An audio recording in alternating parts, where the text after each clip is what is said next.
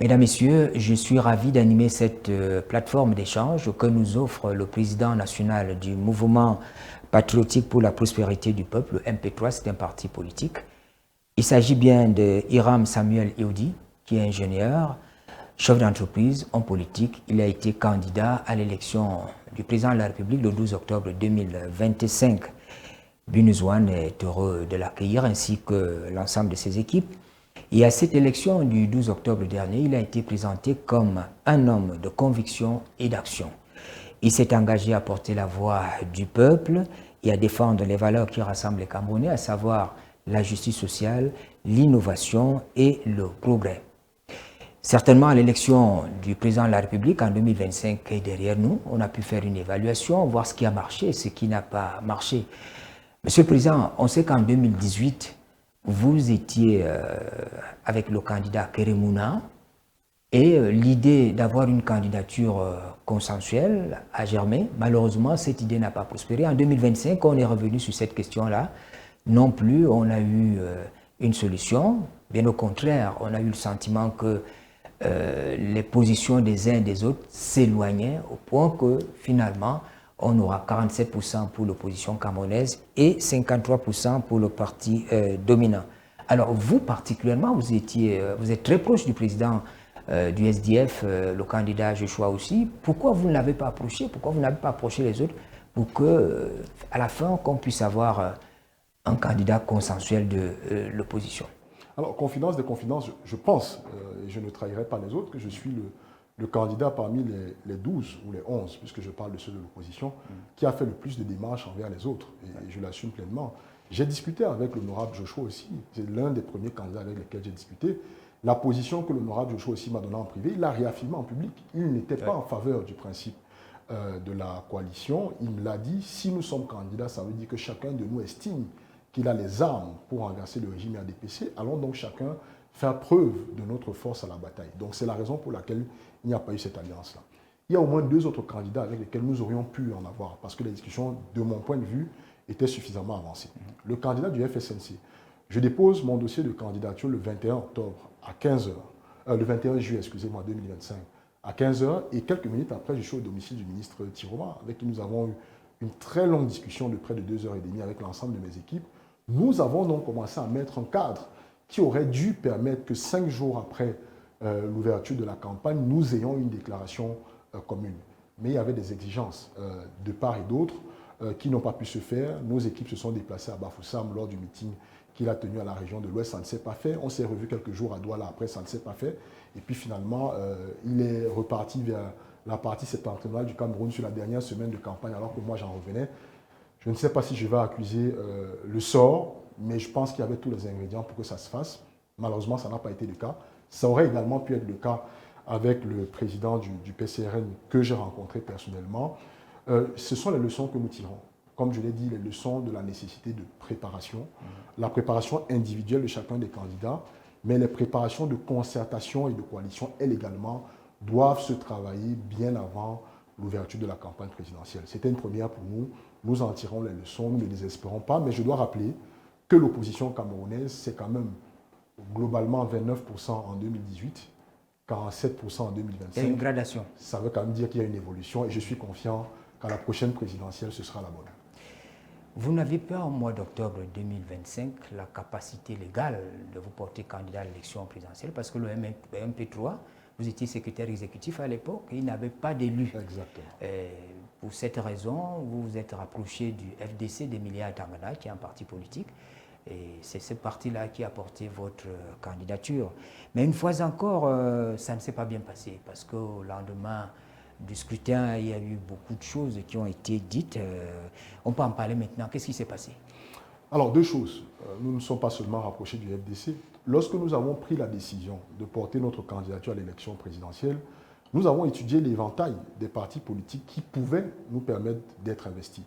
il y avait 19 partis du point de vue légal. Nous avons éliminé le RDPC et les partis de la majorité gouvernementale ou présidentielle.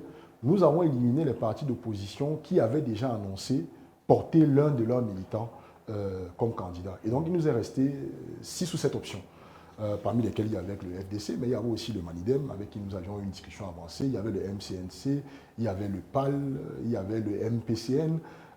Et puis, chemin faisant, au fil des discussions, nous avons eu une accroche avec le FDC, pour au moins 2 raisons. La première, je pense qu'ils ont vu non seulement dans le contenu du programme politique que nous portions et dans le profil du candidat que j'incarnais, quelqu'un qui pouvait défendre nos intérêts communs, mais aussi parce qu'ils l'ont dit, leur ambition à eux, c'était de porter une candidature de la nouvelle génération de leadership politique. Et donc, sur ces aspects-là, nous avons eu un accord de coalition. Nous sommes allés ensemble. Il n'y a pas eu que du mauvais. Il y a eu une très belle campagne qui a été menée avec des moyens limités, mais avec beaucoup de hargne, beaucoup de détermination. Vous l'avez dit, avec beaucoup de conviction. Malheureusement, à la fin de la collaboration, je dis vraiment à la fin, parce que c'est au lendemain de l'élection présidentielle que ce parti a pris la décision de m'éjecter du parti. Vous étiez surpris? Et oui, quand même. Je savais que nous avions des désaccords comme il y en a dans toutes les alliances, pas que politiques, dans les alliances familiales également. Mais comme on dit, le linge sale se lave en famille.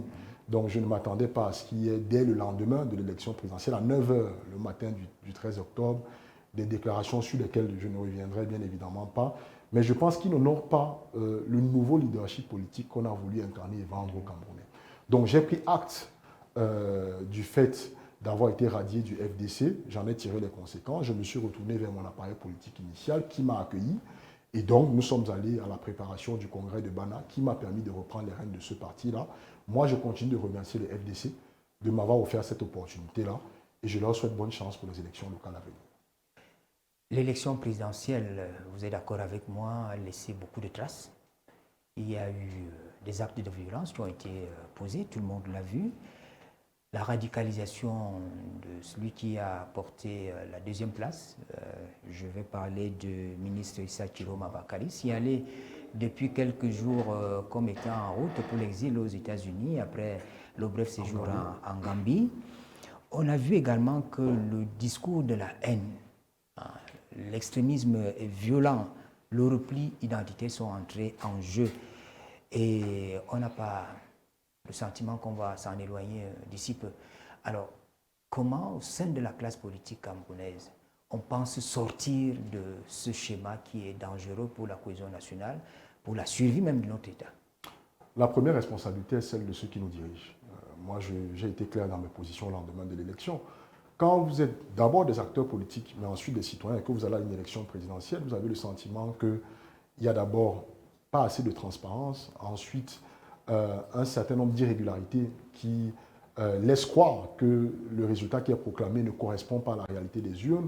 Ça crispe, ça concentre les frustrations. Et quand le discours en face est un discours extrêmement dur, je n'ai pas envie de dire un discours orgueilleux qui ne tient pas compte de la frustration, on arrive à des situations qui peuvent rapidement désescalader.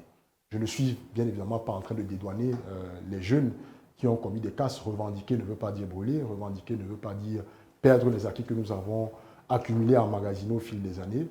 Je regrette qu'on en soit arrivé là. Je pense qu'il y a des situations qui auraient pu être évitées.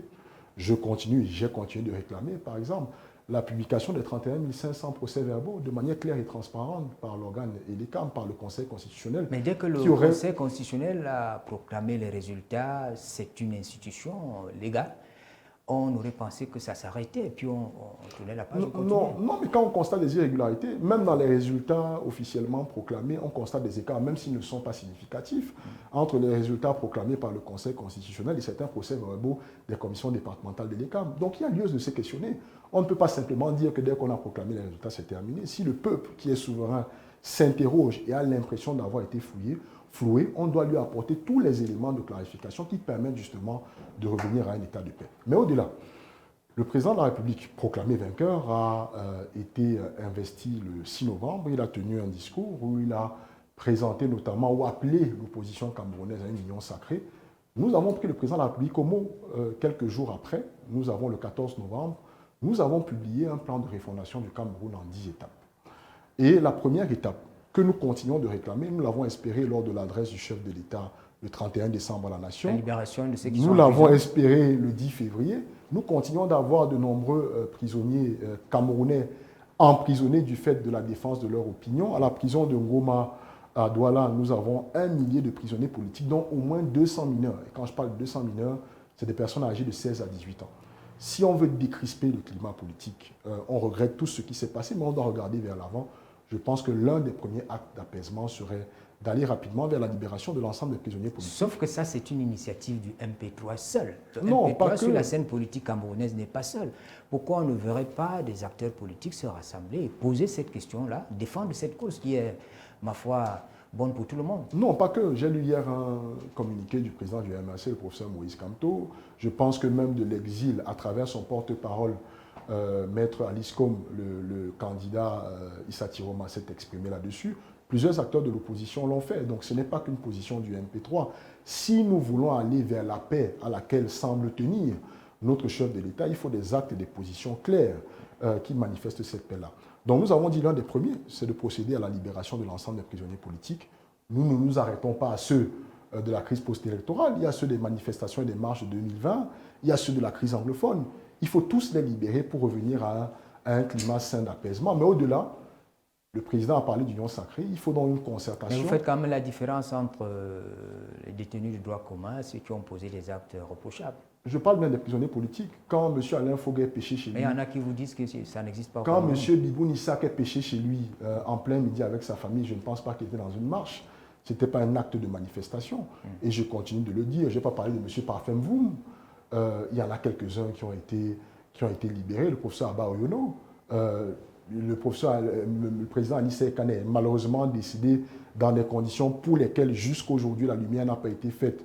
Sa dépouille restant prisonnière de l'État du Cameroun alors que la famille la réclame, je pense que c'est autant d'actes qui, s'ils sont pris, peuvent permettre de décrisper et éviter qu'à l'aube des élections locales, nous ne repartions de nouveau dans un cycle de contestation qui peuvent ramener l'insécurité dans nos villes et nos villages. Alors, on se dit que les choses pourront changer parce que dans votre domaine, le domaine politique, ça va parfois très vite, ça prend peut-être beaucoup de temps, mais on espère que votre appel est entendu. Monsieur le Président, je voudrais qu'on évoque le deuxième point de notre échange. Il s'agit des élections locales.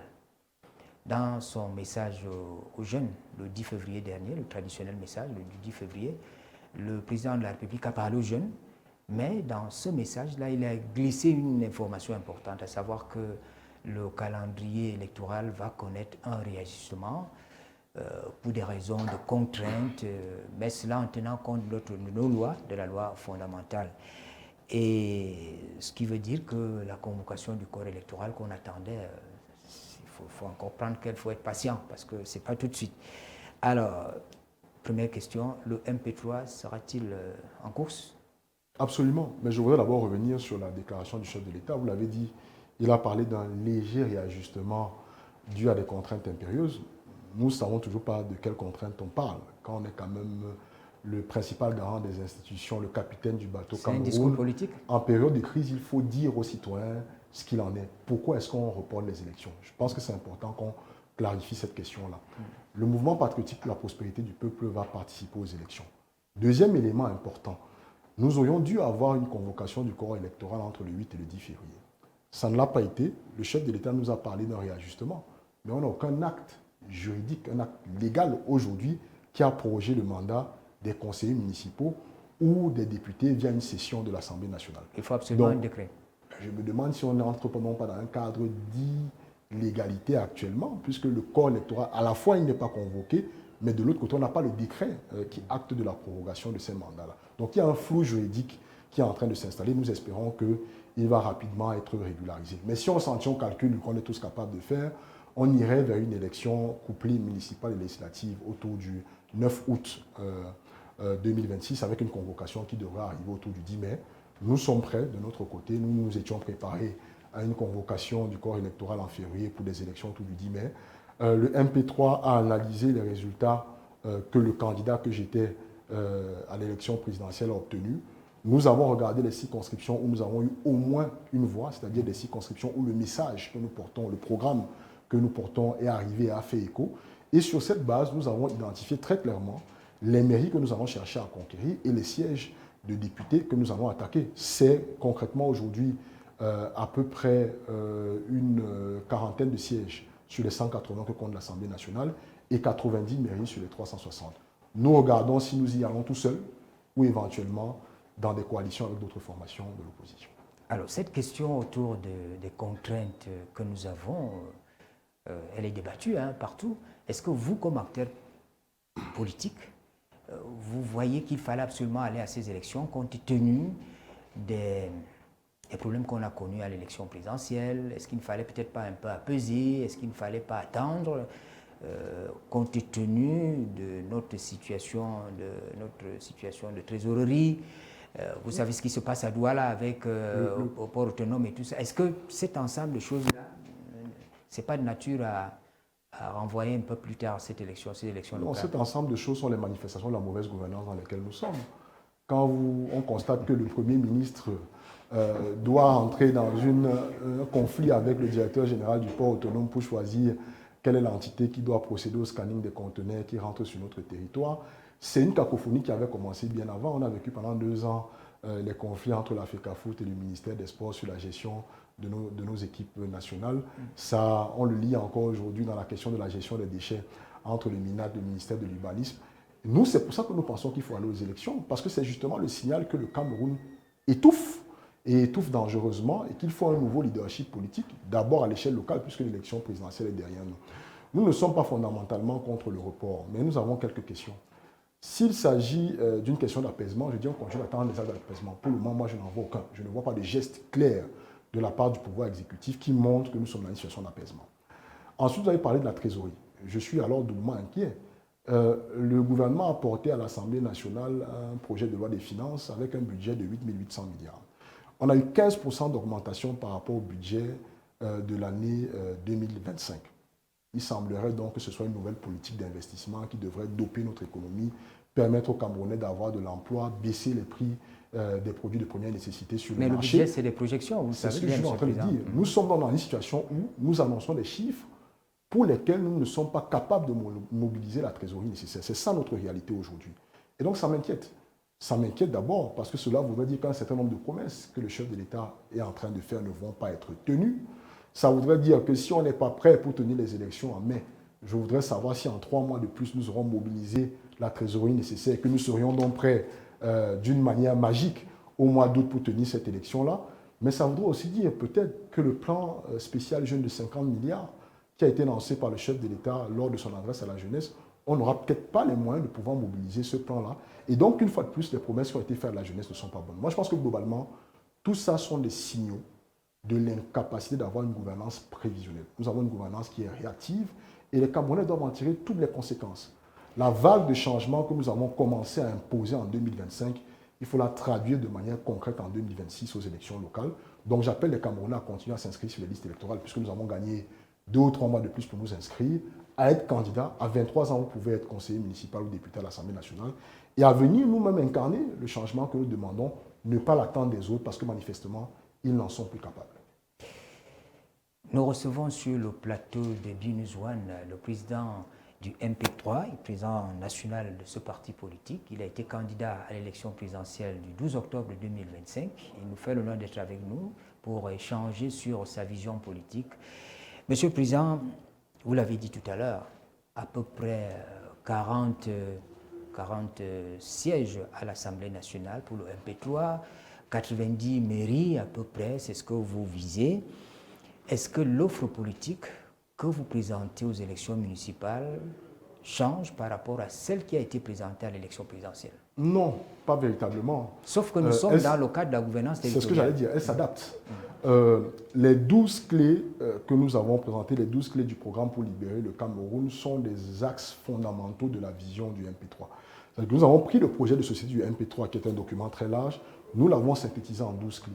Ces clés-là s'appliquent également à l'échelle locale. Je peux prendre un exemple. La première clé qui s'intitulait dans le cadre de l'élection présidentielle « La fin du gaspillage de notre argent », qui appelait à une certaine transparence dans la gestion des fonds publics. Nous l'avons traduit en une clé pour les élections locales où nos élus, en tout cas dans les mairies que nous aurons, nous allons de manière claire et transparente publier le budget, trimestriellement tenir des assemblées locales qui vont permettre aux citoyens de savoir exactement comment est-ce que leurs élus utilisent et emploient leur argent pour améliorer leurs conditions de vie, pour améliorer les infrastructures et pour améliorer les opportunités qu'ils peuvent avoir. Donc, ce sont exactement les mêmes axes du programme que nous allons défendre. Nous avons seulement su les adapter à des contraintes de gouvernance locale, avec la réalité de nos difficultés. Nous sommes en faveur d'un modèle fédéral dans lequel le président de la région a véritablement tous les leviers en sa faveur pour être l'acteur clé du développement à la fois économique et infrastructurel, et dans laquelle le maire, à la tête de la municipalité, n'a pas un sous-préfet qui lui dicte quoi faire ou alors qui contrôle son action, mais le véritable gestionnaire de projet dans l'arrondissement. Donc, nous avons regardé comment est-ce que nous pouvions adapter ces clés-là. Nous en avions 12 principales, nous en aurons 7 pour lesquelles nous allons faire la promotion sur le terrain. Nous avons commencé au courant des prochaines semaines pour convaincre les Camerounais de nous donner du pouvoir à l'échelle locale pour qu'on leur prouve qu'on est capable d'améliorer les conditions de vie des citoyens camerounais. Alors, ces élections locales demandent une préparation sereine.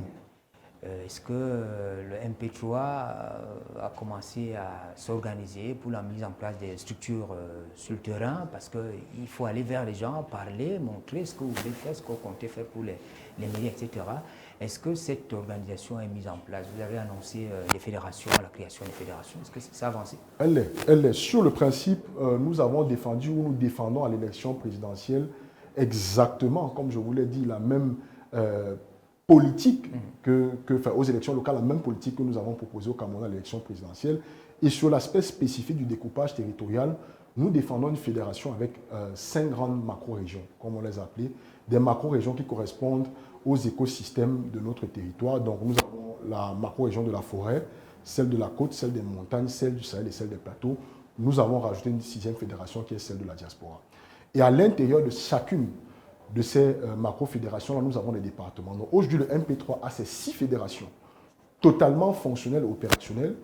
Et sur les 58 départements, nous avons 22 coordinations départementales totalement organisées, implémentées et fonctionnelles.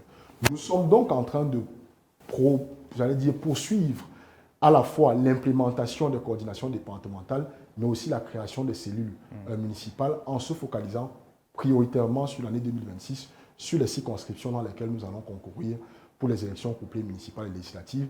Mais c'est un travail que nous allons poursuivre bien après les élections. Nous sommes confiants que d'ici la fin de l'année 2027, le MP3 sera totalement installé dans les 360 communes que compte notre pays. Alors cela s'est dit dans les couloirs, on n'a pas eu un document, quelque chose de pas, mais ça s'est dit et parfois la rumeur est fondée. On parlait d'un nouveau découpage administratif du Cameroun. Vous avez tenu compte de cela dans votre marche vers les élections locales? Alors pas vraiment. Nous commençons d'abord par dire que nous espérons que ce découpage-là sera fait de manière consensuelle et que ce ne sera pas la seule décision de l'exécutif dont l'élection présidentielle montre quand même qu'il n'a que, et je dis bien que, 53% des voix des Camerounais, même si c'est considéré comme une majorité. Dans le cadre d'un découpage, il faut être territorial, il faut être absolument prudent. Nous ne souhaitons pas que ce soit un autre élément qui ouvre la voie à une crise sur le territoire camerounais. Mais nous sommes découpés en nos fédérations et nos fédérations ne changent pas de principe. Elles sont basées sur des principes économiques. Est-ce que vous reconnaissez quand même au parti dominant de pouvoir prendre des décisions parce que c'est un parti dominant? Oui, nous le lui reconnaissons, mais nous lui rappelons que l'histoire récente de notre pays nous montre que certaines décisions, quand elles sont prises de manière, j'allais dire, ou autoritaire ou totalitaire, en tout cas sans engager la voie du consensus et de la discussion, autant avec l'opposition politique qu'avec la société civile, peut mener à des situations de crise. Le découpage du territoire n'est pas une question à prendre à la légère. C'est une question fondamentale qui va réorganiser la manière dont les gens vivent et collaborent que derrière cela, il y a des calculs politiques? Je le pense très clairement, j'en suis convaincu. C'est-à-dire quoi? Je pense que dans les circonscriptions dans lesquelles le RDPC se sait davantage ou en amont en difficulté, il va les sectionner pour pouvoir se redonner un peu plus de force. Nous sommes dans une démarche où nous disons que les élections locales auront lieu au mois d'août. Vous allez avoir un découpage territorial dont, d'après les correspondances que nous avons lues, le ministre de l'administration territoriale, qui est un membre du RDPC, a connaissance ou aura connaissance à l'avance de comment le territoire va être découpé. Donc on va découper le territoire quelques semaines après, on va convoquer le corps électoral. Le seul parti politique qui se sera véritablement préparé à compétir avec ce nouveau découpage, ce sera le RDPC, puisqu'on n'aura pas donné le temps aux partis politiques d'opposition de se réorganiser. Nous avons anticipé là-dessus, comme je vous l'ai dit, nous avons nos fédérations avec des départements clairs, avec des listes de candidats qui sont en train d'être préparés, avec une stratégie de mobilisation et de descente terrain. Nous ferons les réajustements nécessaires s'il y a un découpage, mais nous attirons une fois de plus l'attention du gouvernement camerounais. Effectuer un découpage territorial sans prendre le temps de consulter les Camerounais serait une erreur. Nous ne sommes pas encore totalement sortis de la crise post-électorale. Il faut éviter de créer une autre crise au Cameroun. Ce n'est pas le bon moment. Les partis de l'opposition vont à ces élections locales sans que qu'il y ait des changements, le code électoral soit amélioré comme ils le demandent souvent. Il y a des aménagements qu'ils ont toujours souhaités mais qui ne sont pas là. Est-ce que vous n'allez pas droit au mur? Non, moi, vous ne vous attendez pas déjà aux résultats et puis on aura les mêmes récriminations? Absolument pas. C'est avec ce même code électoral que nous sommes passés de 29% à 45% pour l'opposition. Donc vous avez espoir que cette fois, ça pourra s'améliorer? Je suis un acteur politique dont je suis par essence un combattant. Vous allez au combat, des fois il vous arrive de savoir que l'arbitre a déjà pris fait et cause pour l'adversaire. Mais je le dis souvent, nous sommes le pays des lions indomptables. Nos lions nous ont montré qu'ils étaient capables des fois de gagner des victoires, même quand l'ensemble du stade et des gradins étaient contre eux. Donc moi, je ne désespère pas. Nous avons toute une nouvelle génération d'acteurs politiques qui est en train de naître. Et je l'ai dit, si nous sommes tous inscrits sur les listes électorales, si tous ceux en âge de voter sont inscrits sur les listes électorales, les 20-45 ans, c'est 65% des électeurs. C'est 2/3 des électeurs camerounais. C'est une nouvelle génération qui sait ce qu'elle a à faire, qui aspire à autre chose, qui vit dans un monde qui est totalement transformé par le digital et l'intelligence artificielle, qui veut voir dans son quotidien les impacts positifs à la fois de la technologie et du développement durable. C'est une génération qui a pris conscience qu'elle doit arracher son leadership politique. Parce que la politique est le seul champ qui impacte tous les aspects de notre vie. Donc à cette génération, je dis, nous sommes insatisfaits peut-être du résultat de l'élection présidentielle.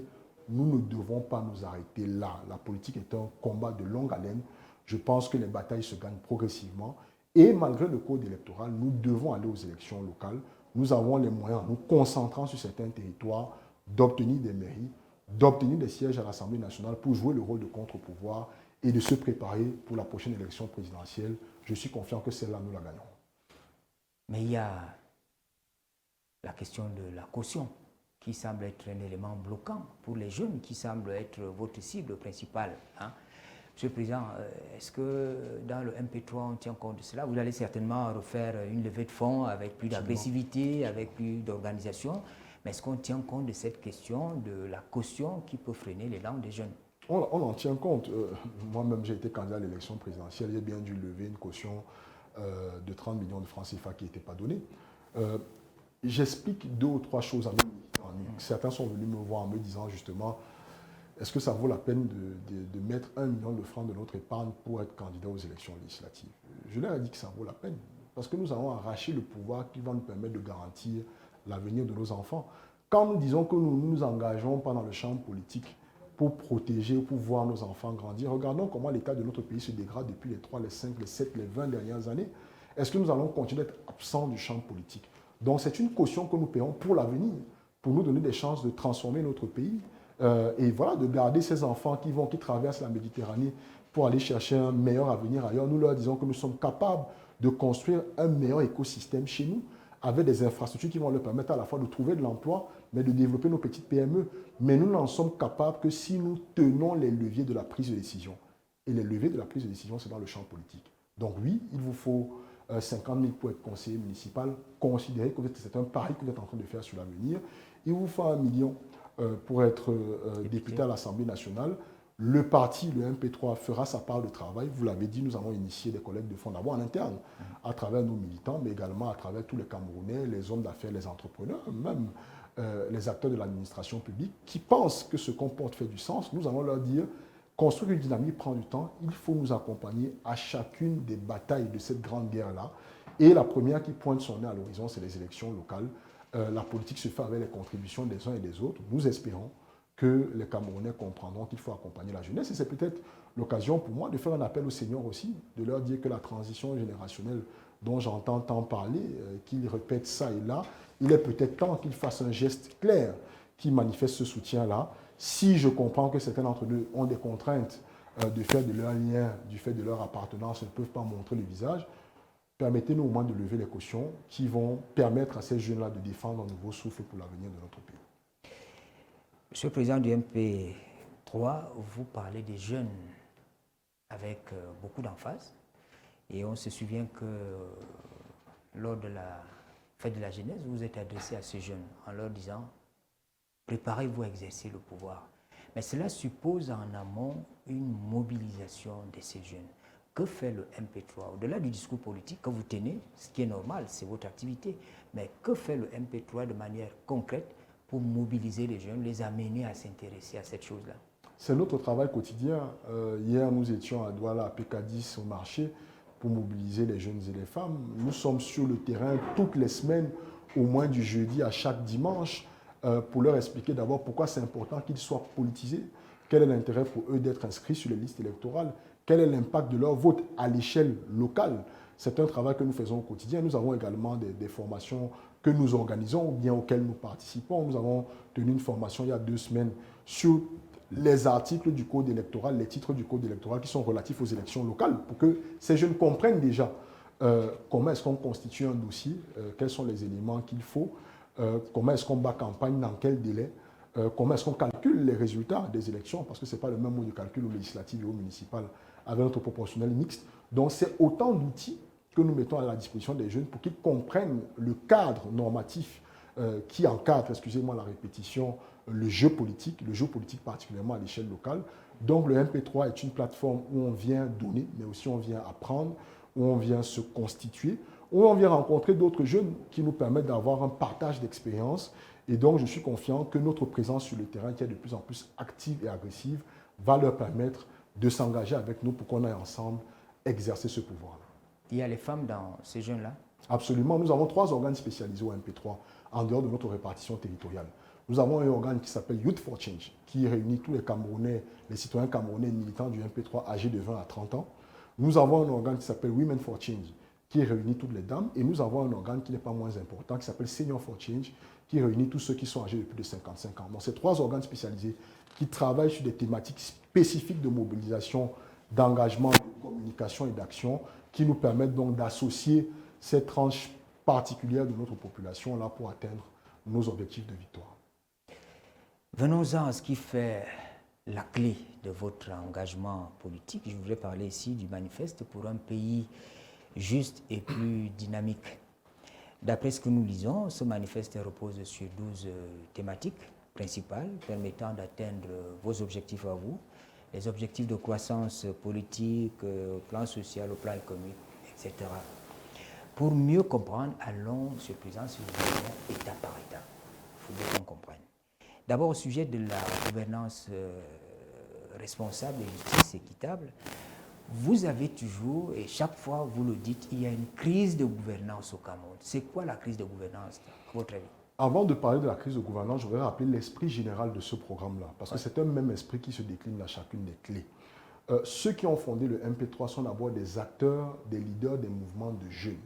Et dans ces mouvements de jeunes, ce à quoi nous avons principalement travaillé, c'est la réappropriation par les jeunes de leurs héritages traditionnels. Nous pensons que même si tous les peuples se valent, même si les humains naissent égaux, chaque communauté apporte quelque chose de spécifique à la construction du village planétaire. Et dans cette démarche-là, nous avons découvert que l'histoire de nos pays n'était pas ce qu'on nous disait, l'histoire de nos peuples, parce que nous étions des peuples avant de devenir des pays, n'était pas ce qu'on nous contait à l'école.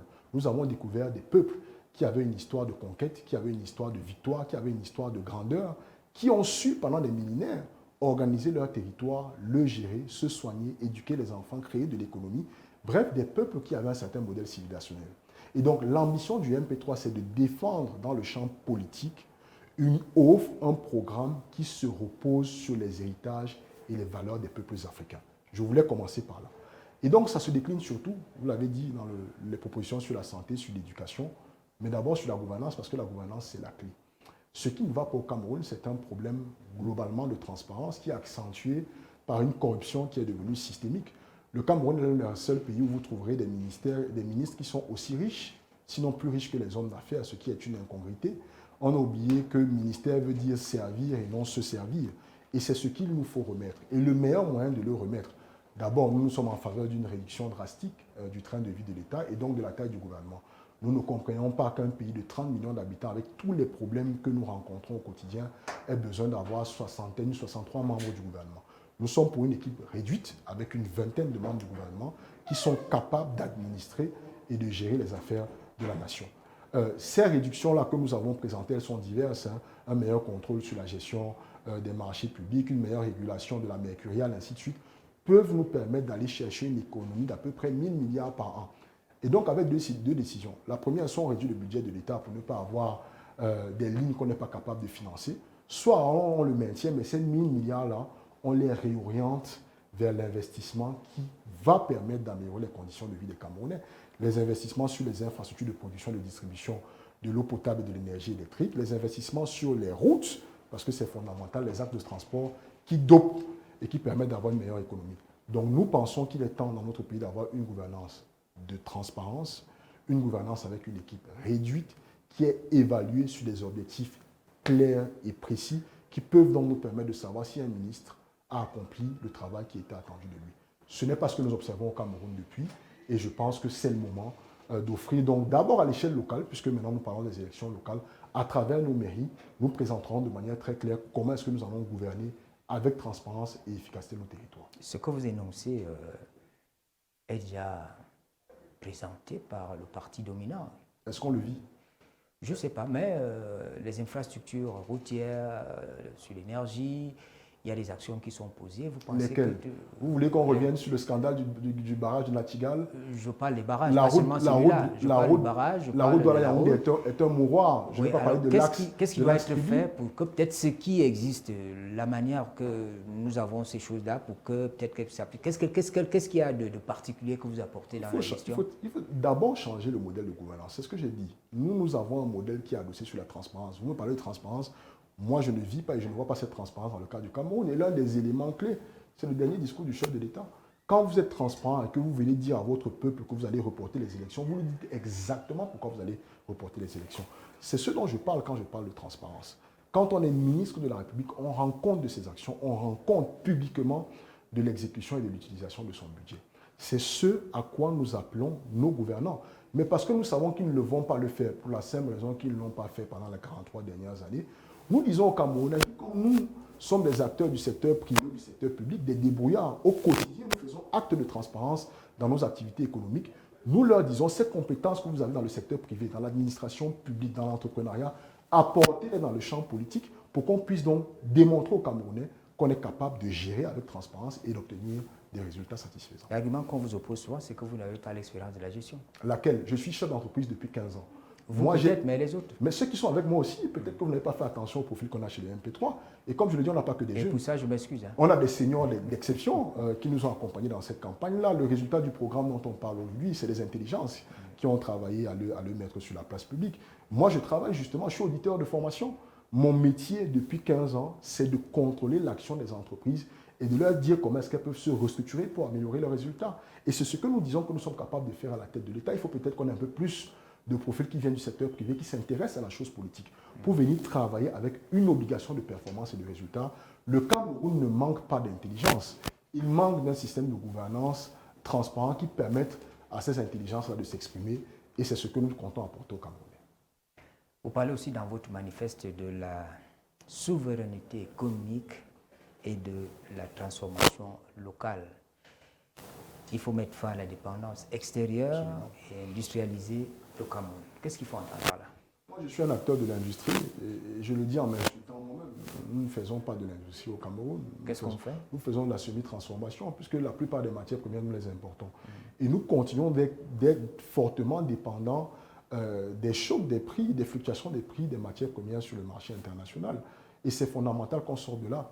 Le continent africain pris de manière globale, c'est 30% à peu près des réserves de matières premières de l'humanité. Donc, que l'on parle des matières premières agricoles ou qu'on parle des matières premières minérales, minières ou énergétiques, mais c'est 2% de la valeur ajoutée industrielle. 2%. Ça veut dire que l'essentiel de ce que nous avons comme richesse, nous les exportons et donc nous exportons notre pouvoir de création de richesse pour permettre à notre nation de s'enrichir. Nous devons y mettre un terme. Le Cameroun a décidé de mettre en œuvre une politique d'import-substitution pour justement mieux doper les filières locales. mais dans la réalité, ça ne se traduit pas. Je ne parlerai pas de ma filière en particulier, mais moi, je viens de la filière du sucre. Et avant, j'étais dans le secteur pétrolier. Mais on parle de filières où, pour la plupart du temps, je reste sur l'industrie agroalimentaire, les importateurs ont plus d'avantages fiscaux et douaniers que les industries. C'est-à-dire qu'on continue d'encourager ceux qui achètent, ajoutent une valeur ajoutée et revendent, plus qu'on encourage ceux qui créent des usines, mobilisent des capitaux, emploient des centaines de Camerounais. C'est ça la réalité. Et donc, nous disons qu'il faut complètement revoir ce modèle-là. Le Cameroun a accès aujourd'hui, sans faire un effort particulier, à un marché d'au moins 1 milliard de consommateurs. Quand vous élargissez la CEMAC à la CEAC en intégrant l'Angola et la RDC, et que vous mettez le Nigeria voisin qui va bientôt tutoyer 300 millions d'habitants, vous avez un marché d'1 milliard d'habitants. Le Cameroun a tout le potentiel pour devenir l'usine de ces 1 milliard d'habitants, pour ne pas dire l'usine pour nous de l'ensemble du continent africain. Le Cameroun, c'est 2/3 de la superficie de l'Ukraine. L'Ukraine qui est le grenier du monde et qui n'a pas de terres fondamentalement plus fertiles que les nôtres. Donc il faut une autre pensée économique qui permette que localement, dans chacun de nos départements, nous identifions 2 à 3 filières agricoles, 2 à 3 filières minières ou énergétiques, et que dans ces départements-là, on condense et on concentre à la fois le développement économique et le système éducatif qui doit produire les compétences qui vont animer cette économie-là sur le seul principe de la transformation locale de ces ressources-là. C'est ce que nous défendons, et dans le cadre des mairies que nous entendons obtenir au terme des élections ou à l'issue des élections locales, nous espérons que nos maires, nous allons les former pour soit véritablement des gestionnaires de projets qui fassent de la mairie une unité de production de richesse. Quand on voit comment le marché commun africain, la ZLECAf, peine à démarrer, on a le sentiment que les pays, c'est davantage des politiques nationalistes qui se développent. Alors, face à cette situation et votre lecture économique de ce qui devra être fait, est-ce qu'il n'y a pas quelque chose qui ne va pas? En tout cas, il y a une diplomatie, je vais appeler ça la diplomatie économique. Il y a une diplomatie économique qui est à mettre en œuvre et qui n'a pas besoin d'attendre que les autres fassent le premier pas. Je viens de vous parler de 3 pays qui vont être les locomotives de l'économie africaine pour les 25 prochaines années. Le Nigeria, l'Angola et la RDC. Ce sont des pays auxquels le Cameroun a accès. Donc on n'a pas besoin d'attendre que la ZLECAf se mette en œuvre.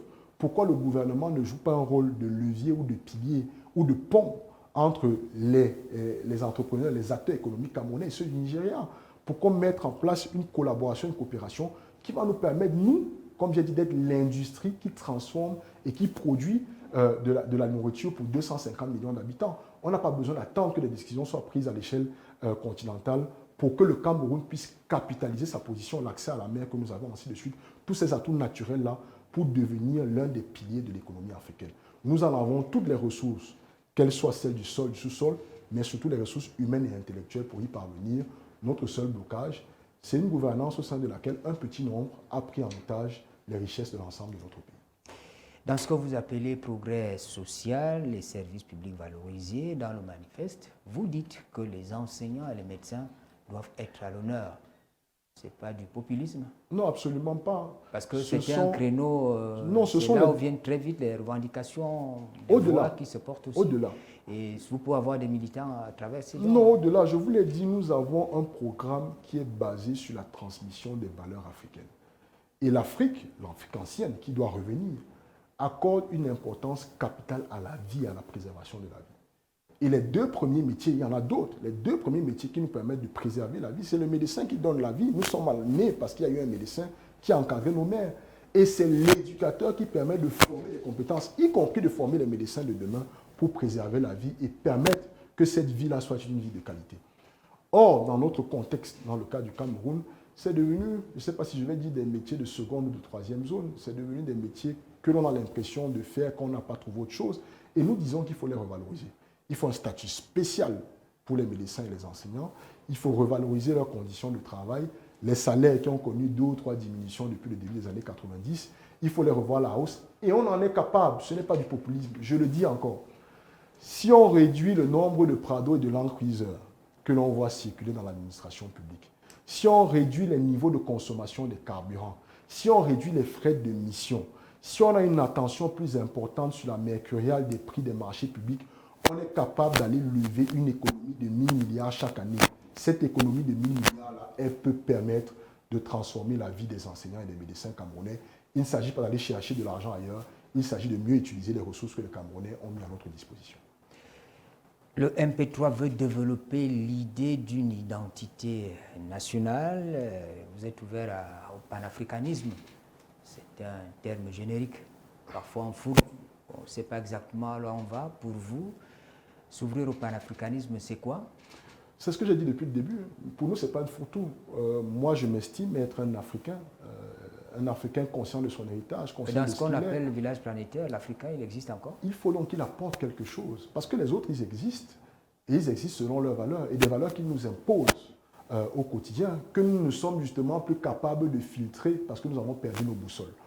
Nous en avons deux principalement. C'est celles qui ont guidé l'élaboration à la fois de notre projet de société et de notre programme politique. La première, c'est la justice sociale. L'Africain se nourrit de la volonté d'avoir une équité dans la société, de donner à tous les enfants de la communauté exactement les mêmes chances de succès et d'épanouissement. Et le deuxième, c'est la prospérité partagée. La richesse que nous créons, nous devons la redistribuer de manière équitable une fois de plus pour qu'elle serve à l'épanouissement et à l'amélioration des vies, des conditions de tous nos citoyens. C'est comme ça que les communautés africaines du passé se sont construites et c'est comme ça qu'elles sont restées prospères et puissantes. Quand vous parlez de l'Empire du Congo, quand on parle de l'Empire Songhai, de l'Empire du Mali, de l'Égypte ancienne, il faut étudier ces royaumes-là et vous vous rendez compte que c'est parce qu'ils avaient un modèle de vie, on n'aime pas ce mot-là, un modèle de vie communautaire qui préservait d'abord l'épanouissement de la collectivité et qu'ils ont su, grâce à des règles de vivre ensemble, garder cela pendant des millénaires, des centenaires qui sont restés puissants. Et c'est ce à quoi nous devons retourner. Quand on est un ministre, on se sacrifie pour son peuple. Quand on est le chef de l'État, la première mission que l'on a, c'est de donner sa vie pour que les 30 millions d'âmes de Camerounais que nous conduisons au quotidien se sentent mieux chez elles. C'est ce que la tradition africaine nous dit et c'est ce que nous essayons d'implémenter dans le champ politique. Donc c'est ça notre vision du panafricanisme. Pour nous, le panafricanisme, c'est un vœu pieux. C'est de regarder l'Afrique, de regarder son destin, son passé, et à partir de son passé, d'identifier les critères de puissance, aussi de regarder nos échecs, et à partir de là, de bâtir un modèle de gouvernance qui nous ressemble à nous et qui nous permet de nous épanouir. Est-ce que ce qui se passe dans le Sahel avec des pays qui ont tenté cette expérience-là ne vous parle pas? En tout cas, c'est un pas, et il faut qu'il continue. Nous les encourageons. Nous pensons que c'est la seule voie. Thomas Sankara nous rappelait, puisque vous parlez du Sahel, et donc indirectement du Burkina Faso, que vivre africain, c'est la seule manière de vivre libre, de vivre digne. Il le disait en 1987, je n'étais pas encore né, et je pense qu'il avait raison. Il faut qu'on se vive africain. Il faut qu'on produise ce que l'on consomme, il faut qu'on consomme ce que l'on produise. C'est essentiel. Et c'est ce que font toutes les grandes nations du monde. Si vous êtes un citoyen étranger et que vous devez prendre des parts dans une entreprise américaine, vous passez par une organisation publique étatique dans les entreprises publiques qui va étudier votre capacité à nationaliser, enfin, à prendre des parts dans ces entreprises qui avant étaient des entreprises nationales. Nous devons mettre en place ce cadre-là. Nous devons protéger d'abord nos intérêts.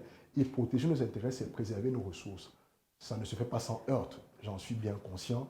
Mais c'est la seule voie que nous avons aujourd'hui, c'est d'accepter de libérer l'Afrique ou de nous asservir encore pour 1 ou 2 siècles. Je parle en homme politique.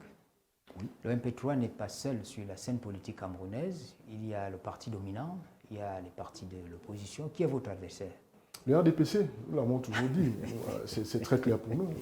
Je dois vous dire que dans la dynamique de formation et d'encadrement de nos militants, nous leur rappelons au quotidien qu'aucun parti de l'opposition, en tout cas les partis qui se réclament comme tels, n'est notre adversaire. Nous interdisons à nos cadres et à nos communicants de tirer à bout portant sur les leaders des autres formations politiques d'opposition. Nous avons un combat qui est commun, celui de déraciner ce monstre politique, comme je l'appelle, mais monstre politique dans le bon sens, c'est-à-dire un ogre. Il faut le déraciner pour offrir une nouvelle voie d'épanouissement, un nouveau destin, de l'espoir aux citoyens camerounais. Et dans cette dynamique-là, tirer sur l'opposition, c'est nous fragiliser, c'est empêcher même, j'allais dire, l'éclosion de nos idées, de notre dynamique. Pour moi, les acteurs politiques de l'opposition sont mes partenaires. Monsieur le Président, s'il vous était demandé de vous adresser à votre famille politique, MP3, que diriez-vous? Ils le savent, on s'est parlé hier lors d'une réunion en ligne, en tout cas pour les cadres du parti, que l'avenir est entre nos mains et que j'en suis totalement convaincu, que nous avons commencé une démarche politique extrêmement difficile avec peu de moyens, mais que j'espère que l'équipe qu'ils ont constituée avec moi en tête, on leur a prouvé que même avec peu de moyens, on pouvait convaincre les gens et on pouvait mener dignement une bataille politique. Ce n'est qu'un premier pas que nous avons marqué en 2025. Nous avons posé des fondations. Il faut désormais en élever les murs. C'est avec leur force, leur engagement, leurs énergies que nous allons y parvenir. Je leur dirais que 2026 c'est notre moment et qu'il n'y a aucune raison de se décourager. Moi, je suis confiant. La victoire sera bientôt dans notre camp. Il ne nous reste plus qu'à vous dire merci. Merci de nous avoir rendu visite et de nous permettre de partager avec les autres téléspectateurs votre vision à vous. Si jamais vous êtes au pouvoir, ce que vous ferez pour le Cameroun. Les municipales arrivent, les législatives, si vous avez des sièges à l'Assemblée nationale ou dans les mairies, ce que vous pourriez faire, c'est l'exercice auquel nous nous sommes livrés tout à l'heure. Merci infiniment et revenez-nous chaque fois que vous avez à communiquer. BNews, c'est cela, c'est un programme d'information qui permet aux acteurs comme vous, qui êtes porteurs d'idées, de pouvoir les partager avec les autres. C'est moi qui vous remercie. Je remercie toutes les équipes de BNews One de m'avoir accueilli et chaque fois qu'il en sera possible, je reviendrai et les autres cadres de mon parti également pour présenter le politique. Merci à tous les téléspectateurs qui nous ont écoutés aujourd'hui. C'était donc Hiram Samuel Yodi, qui est le président du mouvement patriotique pour la prospérité du peuple, MP3, président national, il faut le préciser. C'était l'invité de BNews One. Mesdames, Messieurs, c'est la fin de ce programme. Bonne suite sur BNews One, on se retrouve bientôt.